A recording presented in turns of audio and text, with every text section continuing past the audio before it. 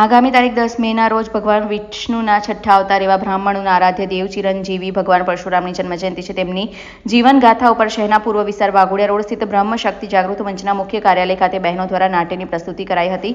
ભગવાન પરશુરામના સમગ્ર જીવનની મુખ્ય ઘટનાઓને બહેનો દ્વારા સૌ પ્રથમવાર રજૂ કરવામાં આવી હતી. ભગવાન પરશુરામની જીવનગાથા નાટ્યને જાણીતા લેખક અને દિગ્દર્શક કલાપી ધોળકિયા દ્વારા માત્ર થોડાક દિવસોમાં જ બિનઅનુભવી મહિલા કલાકારોને તૈયાર કરી આ નાટ્યકૃતિ તૈયાર કરવામાં આવી છે. આ નાટ્યકૃતિ બ્રહ્મશક્તિ જાગૃતિ મંચની 40 વર્ષથી 72 વર્ષની વય જૂથના બહેનો દ્વારા રજૂ કરવામાં આવી હતી, જેમાં ભગવાન શંકર, ભગવાન પરશુરામ, પરશુરામ ભગવાનના માતા રેણુકા, પિતા જામદગ્નિ, સહસ્ત્રાર્જુન, મત્સ્યગંધા ઋષિઓ સહિતના પાત્રોને મહિલાઓ દ્વારા રજૂ કરવામાં આવ્યા હતા. બ્રહ્મશક્તિ જાગૃતિ મંચના આંગણે આજે અમારા આરાધ્ય દેવ, બ્રાહ્મણોના આરાધ્ય દેવ એવા ભગવાન પરશુરામજીના જન્મની કથા અને એમનું જીવન વૃત્તાંતને અભિનયના રૂપે અહીંયા બહેનો ભજવી રહી છે.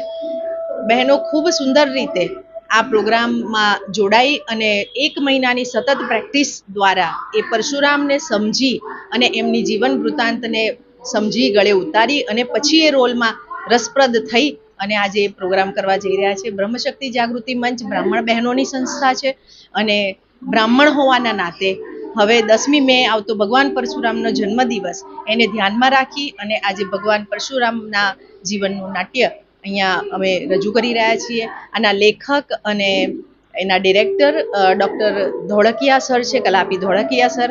આજે અમને આશીર્વાદ આપવા માટે પરમ પૂજ્ય હર્ષદ બાપા, ગાયત્રી ઉપાસક, ડભોઈના ધારાસભ્ય અને અમારા બ્રહ્મ સમાજના પ્રમુખ એવા આદરણીય શ્રી શૈલેષભાઈ સોટા, અમારા જ બ્રહ્મશક્તિના અમારા સાથીદાર અને વડોદરા શહેરના સાંસદ શ્રીમતી રંજનબેન ભટ્ટ પણ અહીંયા ઉપસ્થિત છે.